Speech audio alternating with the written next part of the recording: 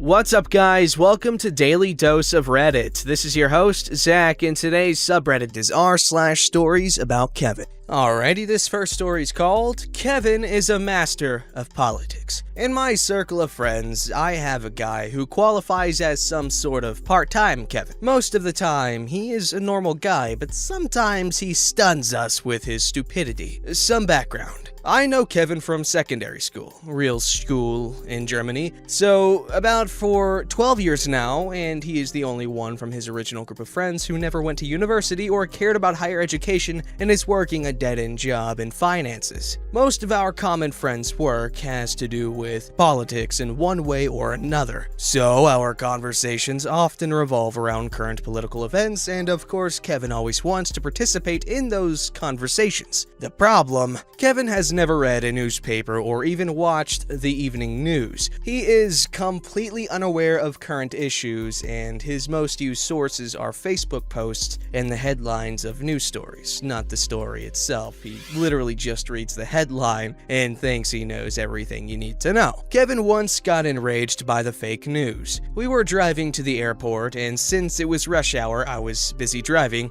while he waffled something about the evil media. At some point, he started to tell me about one of our common friends. He didn't mention the name since he wanted to protect his identity, works for the ZDF, second German TV, a public service broadcaster with one of the biggest newscasts in Germany, who had told him that the German government and the CIA are in control of the news, and probably the Zionists also. At this point, I looked him dead in the eyes, first time I didn't look at the road, and said, "Kevin, you realize that I work for the ZDF. Also, I am the only journalist in our circle of friends, so he couldn't have meant anybody else." He needed some time to process the information, muffled something about, "Yeah, I know," and went silent for the rest of the journey. He often ends conversations or discussion with, "Yeah, I know," and often tries to convince people he just fooled you or played a prank on you. For a few weeks, Kevin became a climate change denier for 2 weeks. The climax of climate change denying was at the evening of a birthday party we were both invited to, so we drove together. This time he drove, so I was actually able to listen to his thesis about how climate change was a hoax constructed by the solar power industry to kill off the German economy. I calmly explained to him that he was talking nonsense, and then we decided to stop for a quick snack since both of us haven't eaten anything and drinking on an empty stomach is not a good idea. So we stopped at a local Turkish kebab shop, and Kevin started again with his climate theories. First, relatively harmless with his theories, that all the climate scientists just forgot to calculate the sun and water into their equations, but then started to talk about how Merkel orchestrated the climate lie to give Branen Muselfikan, roughly translated to brown Muslim lovers,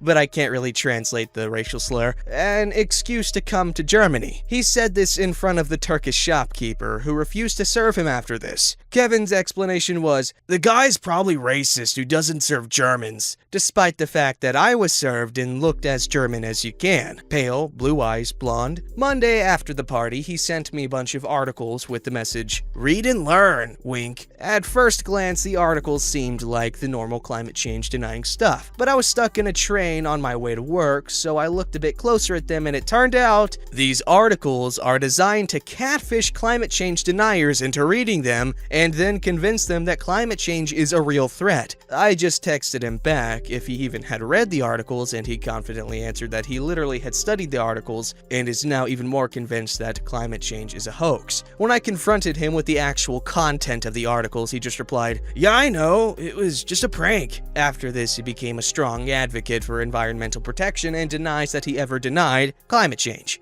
2 years ago, we went to a local mini golf course because we were bored, and one of us suggested we could go there because they have cheap beer there and the lake is right next door. When we arrived, Kevin started to get a bit grumpy and didn't want to play mini golf anymore since it is a game for little children, because children are also mini, so mini golf must only be for kids. And he felt embarrassed by us because we played a children's game. After some minutes of convincing him, he finally gave in and played along. Well, he slurped along and screwed around on every course course to show us how boring the whole thing was. He also drank like 1 beer, like half a liter, per course and was wasted when we reached the 11th hole of 18. He then proceeded to call some other friends and loudly proclaimed how boring everything was and that we were so embarrassing since we played a game for babies. At one point, he called one of his friends a kid diddler. Well, he screamed it because he assumed he probably want to pick up little girls with his mini golf skills for his, small peepee. What a pun. After we were done, everybody had enjoyed the evening. Besides his constant drunken nagging, the folks he called met us because we wanted to drink a few cold ones at the beach. One of them asked why we even went to the mini golf course and whose idea it was, since Kevin hated it so much. Well, it was Kevin's idea, and he was quite eager to get mini golfing until we arrived. Since he is working in finances as an accountant, he is very confident in his knowledge of the market. So he started to buy shares of big companies. 2 of those companies were the Deutsche Bank and Commerzbank, both huge banks in Germany with a history of violations of German, European, and international laws, and at this time in huge problems with the law, Panama Papers and cum-ex scandals. And Kevin thought it would be a good idea to buy these shares before the investigations were over. Some friends studied economics, and BWL also works in the finance sector, but in way better jobs than him, and repeatedly warned him not to buy shares before the investigations were over, but Kevin didn't listen. He never spoke about the loss he made and gets really defensive if you ask him about his shareholds. But a friend suggested Kevin had a total loss of around 5K. He also bought bitcoins a few days before the crash, despite the numerous warnings.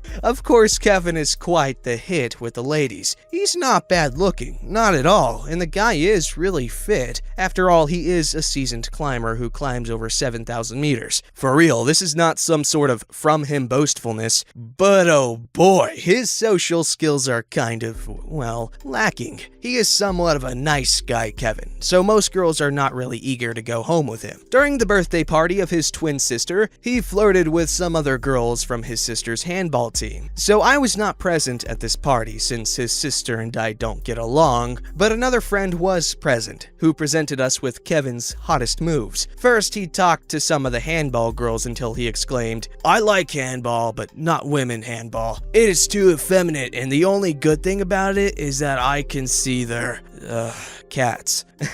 Needless to say that the chat ended there. After this, he talked to another girl, and apparently it went quite well until he offered a drink in exchange for fellatio. The girl was either disturbed or thought it was a bad joke since drinks were free and Kevin was a bit drunk at this point, but after she declined his generous offer, he called her a freaking floozy and spilled his drink over her. His sister threw him out after this, and he lost his smartphone on the way home, something that occurs regularly. This is the only reason why he only owns less than €100 phones, because he lost most of them in a matter of weeks. Kevin loves motorcycles. He's not allowed to drive one since he never got the required license you need in Germany, but this fact never stopped him from buying one. Kevin had the brilliant idea to buy a broken bike and restore it himself, since he thought it would be cheaper. The problem is that he knows jack dookie about engines, and not one of his friends, including me, could help him either since nobody knows much about this stuff. He tried to hire someone to repair the bike, but it was too expensive, so he decided to leave the thing to rot in the garage. But Kevin would not be Kevin if he would have just recognized his mistake and tried to resell it or something like that. No. He bought a second bike, which was also broken. Now he has 2 broken motorbikes and can't park his car in the garage anymore. He constantly tries to sell them to one of us with little to no success. My favorite story is the one when he actually joined a political party and helped them campaign in our local community. A few months before the general elections in Germany 2017, he joined the AfD, or Alternative for Germany, an alt-right party. Something no one was really happy about, but okay, and claimed he had donated around €2,000 to the party. Since we live in the same community and he was responsible to hang the election campaign posters, and since he knew I am a huge opponent to the goals of this party, he thought it would be hilarious to put all the posters nearby my house. I literally woke up and opened my window and was greeted by 2 AFD posters. So for the whole month until the elections, I had to look at those posters and couldn't really do anything about them since removing election campaign posters would be illegal. But Kevin didn't bother to remove the posters after the election was over. In Germany, election posters are only allowed at a certain time before and after an election. Otherwise, it is illegal and the local party has to pay a fine. Since Kevin didn't remove them and nobody else felt responsible for the total of 6 election posters around my house, I called the local authorities and they removed the posters 3 months after the election, and the party was fined with 6,000 euros. Apparently, the cost of removing the posters by local community employees. I mock Kevin to this day that his party donations were probably used to pay off the fine that he caused. After this, he tried to convince us that he actually never joined the party, had nothing to do with the election posters, and of course, never donated any money to a party. The fact that he proudly had shown us the check with the donation and I was present when he had to put up the election posters didn't change his new narrative. This post does not include most of the bat guano stuff he did when he was actually drunk, but I need to continue working for our Zionist reptilian overlord CIA director Merkel, or whatever people think these days. Maybe I'll write down other stuff Kevin did, if there's demand for it. This guy's something else. Alright, so he's alt-right, and that's, in and of itself, is pretty freaking gross. And then he's also, a neckbeard of sorts. Not the traditional neckbeard in terms of appearance, but the way he treats women. Ugh. I guess Islamophobia goes in with the whole alt-right thing, but, oh man, this guy's quite the character. And you gotta appreciate the OP here, because he's willing to be friends with this guy, despite his numerous, shortcomings at being a decent human being. You gotta respect someone like that. There's gotta be some redeeming qualities, right?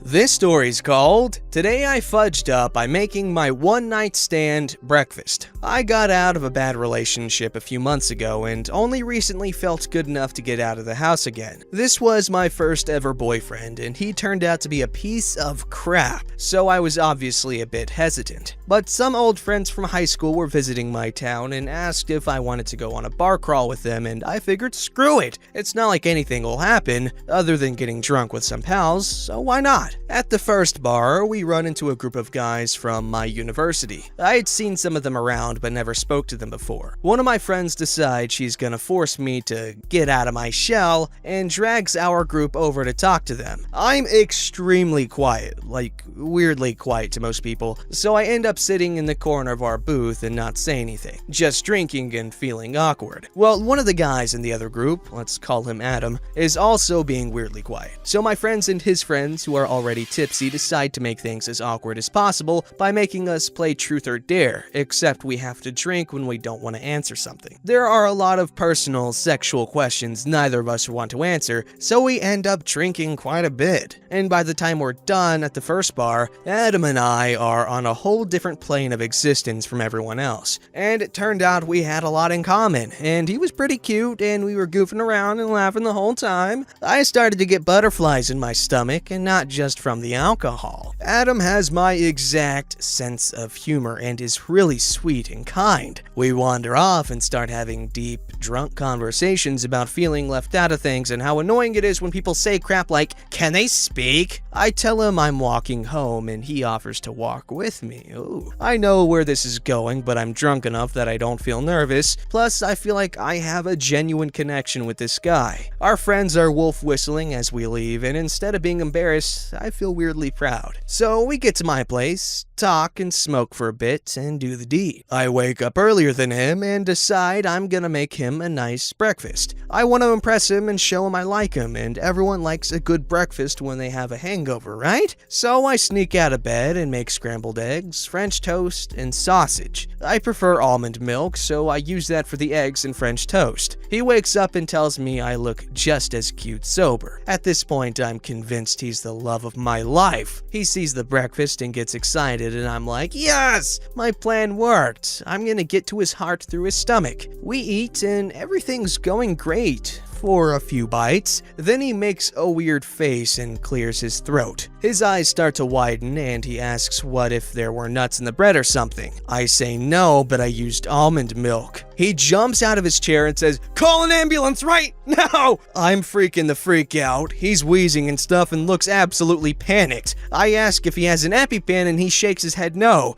So I call an ambulance and tell them he's having an allergic reaction and paramedics come and haul him off. This happened last weekend. I have not heard back from him since. I found his buddy and confirmed he's not dead. I guess accidentally triggering a severe allergic reaction does not lead to romance. Oh no. Good job. I mean, I would say you should have asked him beforehand, but honestly, how does that come up in conversation, really? You know, they're asleep and you're trying to do a nice thing, and who makes French toast with almond milk? It's just an unfortunate set of events, and if the guy can't get over an accidental, honest mistake when there is an obvious connection, then is he that worth it? Because he doesn't seem very understanding. You know what? If you almost killed me, but it was an accident, I'd be cool with it if you felt bad and you said sorry. Because, you know what? I appreciate the sentiment of wanting to make me a lovely breakfast, and it's your first time getting back out on the horse in the pasture, something saying cliche, insert here. Don't forget to like, subscribe, and hit that bell to never miss an episode.